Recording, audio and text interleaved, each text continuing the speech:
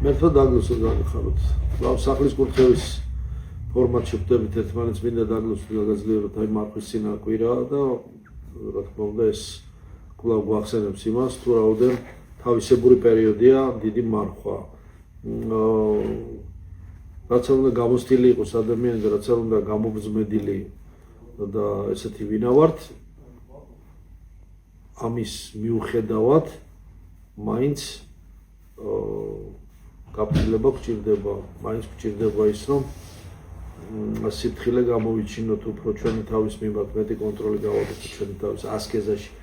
გაფრთხილებული შეიარაღებულია, ამიტომ ცოდნა იმისა რომ ათასნაირი ხილული თუ ხილავი ბრძოლა არის და ეს ბრძოლები არათუ დასუსტება, არამედ პირიქით უნდა გაძლიერდეს და გაძლიერდება პროგნოზი ესეთია, რადგანაც მადლის მიღება გვინდა და მადლის მიღება თუ გვინდა აუცილებლად ეს ბრძოლები იქნება და გაძლიერდება.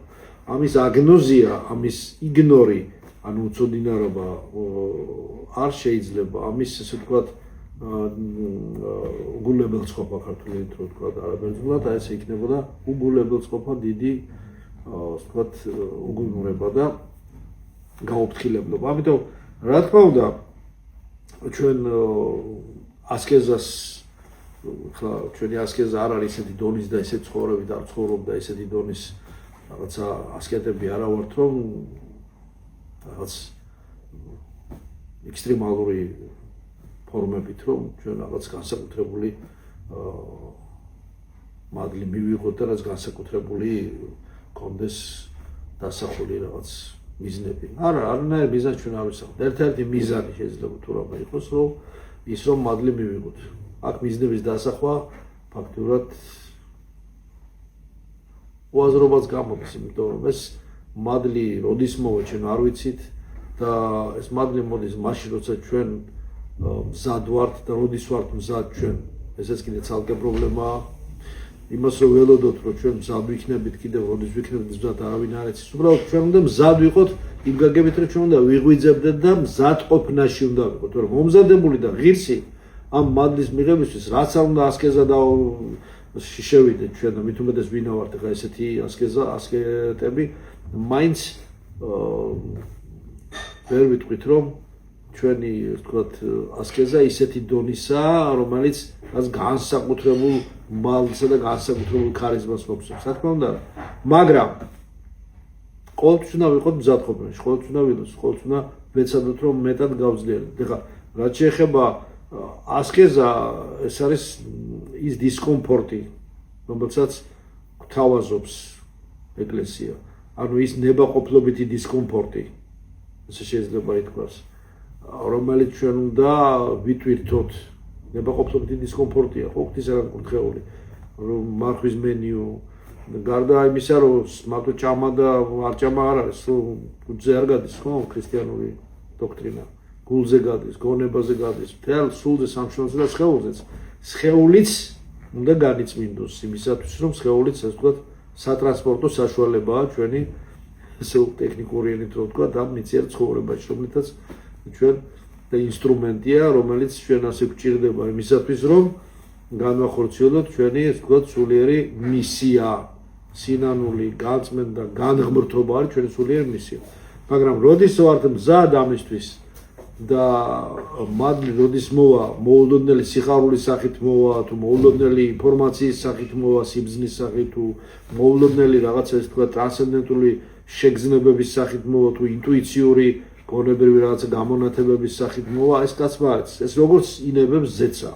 ჩვენ ვერ ვაიძულებთ ზეცას, ვერც რიტუალებით, ვერც ნებისყოფის დაძაბვით და ვერც ასე შემდეგ სამი წერტილი ვერ ვაიძულებთ ზეცას ხელოვნური ჩვენი რაღაცა მეთოდებით. მაგრამ საიდუმლოებები იმისთვის არის მოცემული, რომ ამ მადლის არხები გახსნილია ამ საიდუმლოებებში. კერძოდ ზიარების საიდუმლოება, რომელიც არის შანსი დაეწაფო იმ მადლს, რომელიც ღვთისაგან ზეციდან უხვად მოდის.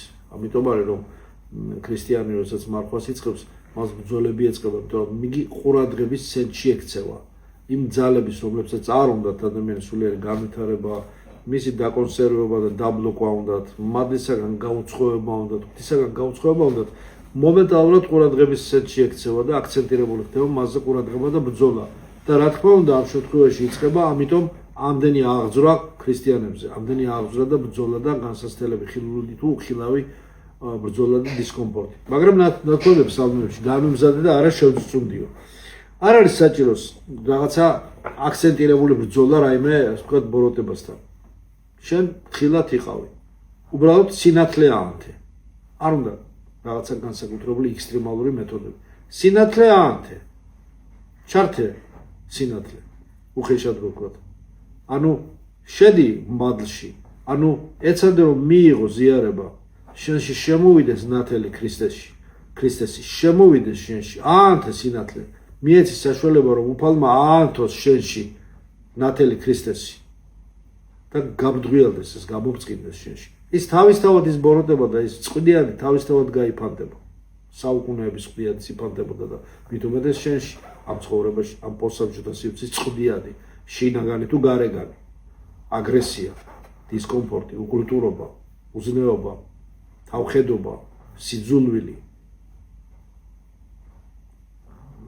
აუტანლობა, დომინირება, ტირანია და ასე შემდეგ. ეს გაიფანტება თავისთავად.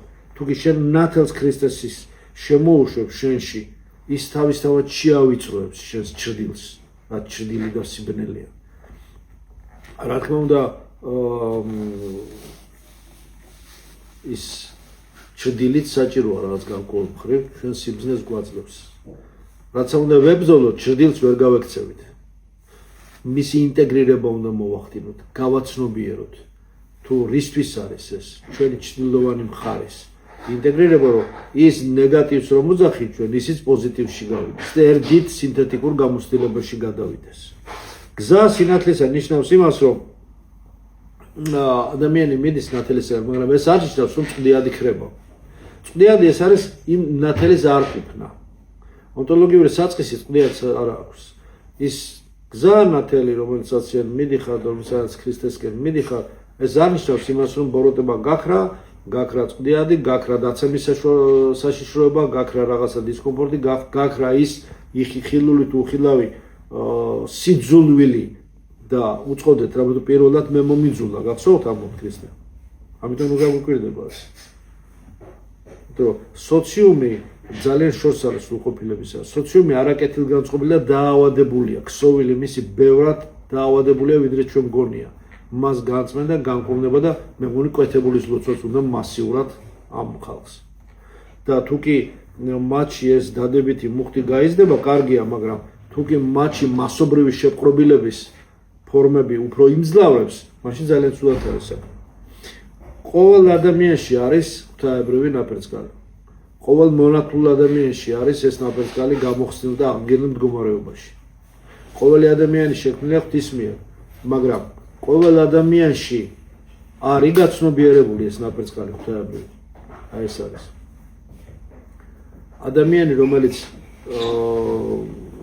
რომელიც აცნობიერებს თავის ღვთაებრივ ნაპერწკალს, ხატებას მასში, საკუთარ თავში, ის არის მასში იხსნება ეს. ყველა ადამიანში არის თქვი ეს ნაპერწკალი, მაგრამ გააჩნია ვინ რამდენად აცნობიერებს მას. და ნათელის გზა, ქრისტეს გზა, ეს არის ის გზა, რომელიც ადამიანში ამ ნათელს ანთებს, ნათელს გამოაბწყინებს, ნათელს უშვებს, ნათელს, ასე ვთქვათ, ისეთი ნათელი ბწყინდება ადამიანში, რომელიც ნებისმიერ, როგორც აღნიშნავ, აგრესიული, არაკეთილგანწყობილი პოსტსაბჭოთა გარემო თუ შინაგანი თუ გარეგანი ბრძოლები ირეკლავს ამ ბრძოლებს, ყველაფერს განაგდებს. ყველა, ასე ვთქვათ, არეკლილი ბრძოლა, ხილული თუ ხილავი, ყველა არეკლილი ბრძოლა ჩვენ დიდ გამოცდილებას გვაძლევს და გვაძლიერებს. ყველა არეკლილი ბრძოლა და გადატანილი ბრძოლა აცნობიერებს ჩვენს, გაცნობიერებული ჩვენს მიერ აფართოებს ჩვენს შესაძლებლობებს, უფრო და ჩვენს ცნობიერებას, გულისა და გონების ცნობიერებას აფართოებს. სულიერი ბრძოლა, რომელშიც ჩვენ ვართ ყოველ დღე, ამაში ვცხოვრობთ. ეს რაღაცა ხელოვნური დაბრკოლებები კი არ არის ჩვენთვის მოვლენილი. ეს დაშვებულია იმისა, რომ ჩვენ ტესტი გავიარო, გავვარჯიშდეთ. ტესტია, რამდენად გაზრდილებთ, რამდენად შეძლებთ. ეს არის რაღაცა აი ვარჯიშის, ასკეზა ვარჯიშს ნიშნავს, ასკეტია, ასკეზი ვარჯიშს ნიშნავს. ასე ვთქვათ, ასკეზა, როგორც ასე ვთქვათ, ასკეზის მეთოდი, როგორც მეთოდი ვარჯიშისა, გავარჯიშებისა.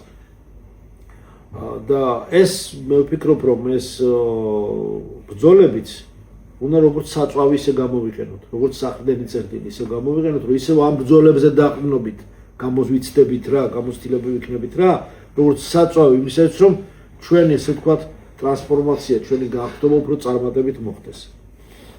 ბოროტება რეალურია იმ გაგებით, მაგრამ როცა მას იმიტომ რომ ფარდობითი არსებობის ფორმა, პარაზიტირებადი არსებობის ფორმა, დომინირებადი არსებობის ფორმა, მაშინ არსებობის ფორმა აქვს, როცა მას ჩადიან და არა ვიძახი როგორც დამოუკიდებელი საწყისი არ აქვს მას. ანუ ონტოლოგიური საწყისი მას არ აქვს.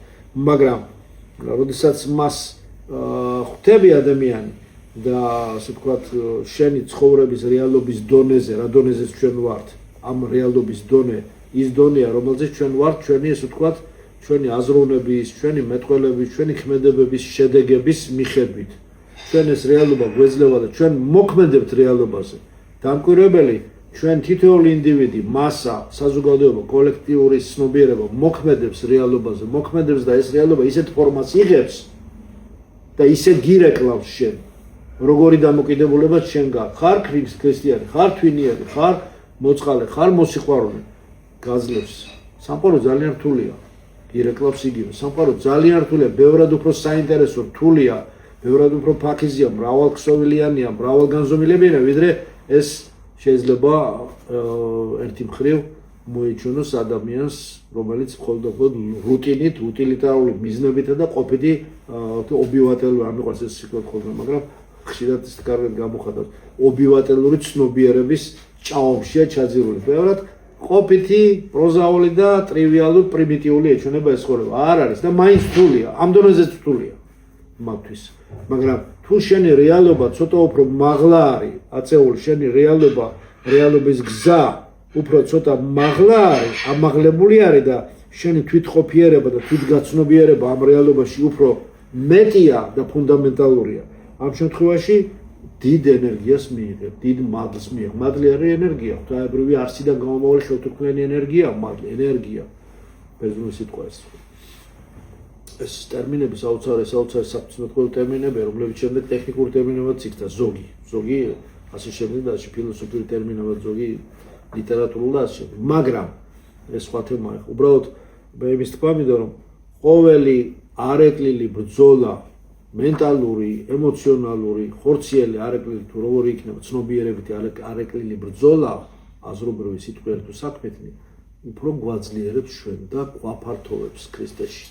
ჩვენი ცნობიერება ფართოვდება, ჩვენი ასე ვთქვათ პოზიტიური მხარე, ნათელი მხარე იზრდება და ჩვენი უცოდინარობა მცოდნად იქცევა. აგნოზია გნოზისად იქცევა და ჩვენ ხვდებით უფრო მეტი, ვიდრე ვართ. ზუსტად ეს უნდა ვფლობთ და მით უმეტეს ახლა ვახსენებ მარხვის პერიოდი, რომელიც მოდის, რომ ეს მარხვის პერიოდი მაქსიმალურად ამისათვის მოხერხებულია და წარმატებით მინდა გისურვოთ, რომ გამოიგოთ ამ ოჯახსაც და ყველას. და გზახსნილი ქონოდეთ. მადლობთ ჩვენს იესო ქრისტეს, იყოს თქვენ ყოველთა თანა.